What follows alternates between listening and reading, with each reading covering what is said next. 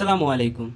আমি আমার গত ভিডিওতে আইএলটিএস লিসেনিংয়ের গ্যাপ ফিল কোশ্চেন টাইপের জন্য গুরুত্বপূর্ণ 5টি টিপসের কথা শেয়ার করেছিলাম, যেগুলো আইএলটিএস লিসেনিংয়ের গ্যাপ ফিল কোশ্চেন টাইপের জন্য অত্যন্ত গুরুত্বপূর্ণ। আজকের ভিডিওতে আমি আইএলটিএস লিসেনিং এবং আইএলটিএস রিডিংয়ের গ্যাপ ফিল কোশ্চেন টাইপের জন্য 6টি গুরুত্বপূর্ণ স্ট্র্যাটেজির কথা শেয়ার করব, যেটা ইকুয়ালি আইএলটিএস লিসেনিংয়ের গ্যাপ ফিল কোশ্চেন টাইপ এবং IELTS reading gap fill question টাইপের জন্য গুরুত্বপূর্ণ। তো প্রথমে আমাদের যে জিনিসটি ফোকাস রাখতে হবে যে কোনো ধরনের গ্যাপ ফিল কোশ্চেন টাইপের জন্য, সেটা হচ্ছে ইউজুয়ালি উত্তরগুলো নাউন হয়। এটা 80 to 85% ক্ষেত্রেই ইউজুয়ালি উত্তরগুলো নাউন হয়। ওকেশনালি ভার্ব হতে পারে, অ্যাডভার্ব হতে পারে, অ্যাডজেক্টিভ হতে পারে। এটা 15 to 20% ক্ষেত্রে এই তিনটা হতে পারে। তাই আমাদের মাথায় রাখতে হবে বেশিরভাগ ক্ষেত্রেই উত্তর নাউন হয়।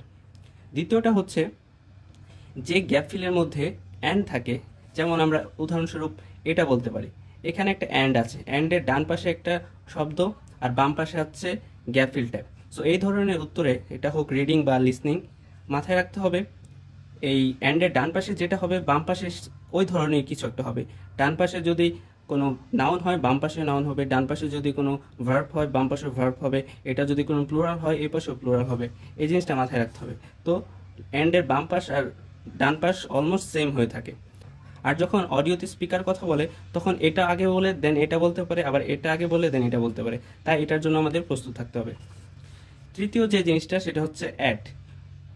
গ্যাপ ফিলের আগে যদি অ্যাড থাকে তাহলে এটা আমাদের মাথায় রাখতে হবে সবসময় অ্যাডের পরে কোনো একটা টাইম হবে বা কোনো একটা প্লেসের কথা বলবে। বেশিরভাগ ক্ষেত্রে প্লেসটা হবে খুবই ছোট টাইপের কোনো একটা প্লেস। তাই আমাদের সবসময় মাথায় রাখতে হবে এটা রিডিংয়ের ক্ষেত্রেও লিসনিংয়ের ক্ষেত্রেও অ্যাডের পরে যদি কোনো গ্যাপ ফিল থাকে, গ্যাপ ফিল টাইপ থাকে, সেটা হয়তো বা কোনো প্লেস হবে নয়তো বা কোনো টাইম হবে। 4 নম্বর যে জিনিসটা হচ্ছে সেটা হচ্ছে আর্টিকেলস।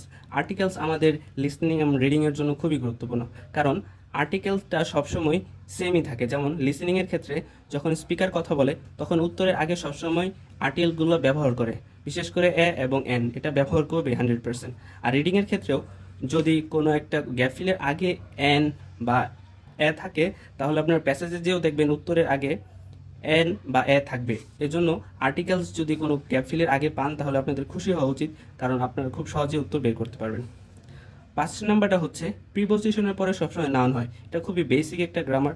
আমরা জানি প্রিপোজিশন সবসময় নাউন বা প্রনাউনের আগে বসে। যেহেতু আমাদের লিসনিং এবং রিডিংয়ের ক্ষেত্রে কোনো সময় প্রনাউন বসে না উত্তর হিসেবে, তাই অবশ্যই নাউন বসবে, আর নাউনের আগে সবসময় প্রিপোজিশন থাকে। তাই কোনো গ্যাপ ফিলের আগে যদি কোনো একটা প্রিপোজিশন থাকে তাহলে, যেমন এখানে প্রিপোজিশন আছে, অ্যাড একটা প্রিপোজিশন, তাহলে ধরে নিতে হবে পরে কোনো একটা নাউন হবে। অ্যাডজেক্টিভ, ভার্ব, অ্যাডভার্ব এগুলো হবে না। সর্বশেষটা হচ্ছে টু বি ভার্বের পরে সবসময় অ্যাডজেক্টিভ বসে। এটা আপনাদের মাথায় রাখতে হবে। যদি কোনো একটা গ্যাপ ফিলের আগে কোনো একটা টু বি ভার্ব থাকে, যেমন অ্যাম, ইজ, আর, ওয়াজ, ওয়ার, তারপরে একটা অ্যাডজেক্টিভ হবে। যখন স্পিকার কথা বলবে তখন আপনাদের দেখতে হবে কখন কোনো একটা অ্যাডজেক্টিভ ইউজ করতেছে। আর রিডিংয়ের ক্ষেত্রে আপনাদের প্যাসেজে যে খুঁজতে হবে আসলে কোন জায়গায় অ্যাডজেক্টিভটা আছে। তাই আমি মনে করি এই 6টা স্ট্র্যাটেজি যদি আপনারা আপনাদের গ্যাফিল টাইপে ব্যবহার করতে পারেন, আপনাদের জন্য গ্যাফিল টাইপ যে কোনোটাই হতে পারে। এটা আইএলটিএস লিসেনিং হতে পারে, এটা আইএলটিএস রিডিং হতে পারে। আমি আশা করছি এই স্ট্র্যাটেজিগুলো ব্যবহার করে আপনারাও সফলতা অর্জন করতে পারবেন। আপনাদের কারো কোনো যদি প্রশ্ন থাকে বা কোনো একটা বিষয় যদি বুঝতে না পারেন বা কোন বিষয় নিয়ে আমার ভিডিও বানানো উচিত সেটা যদি আপনাদের কোনো একটা প্রশ্ন থাকে তাহলে আমাকে কমেন্ট বক্সে জানাতে পারেন। সকলকে অনেক ধন্যবাদ।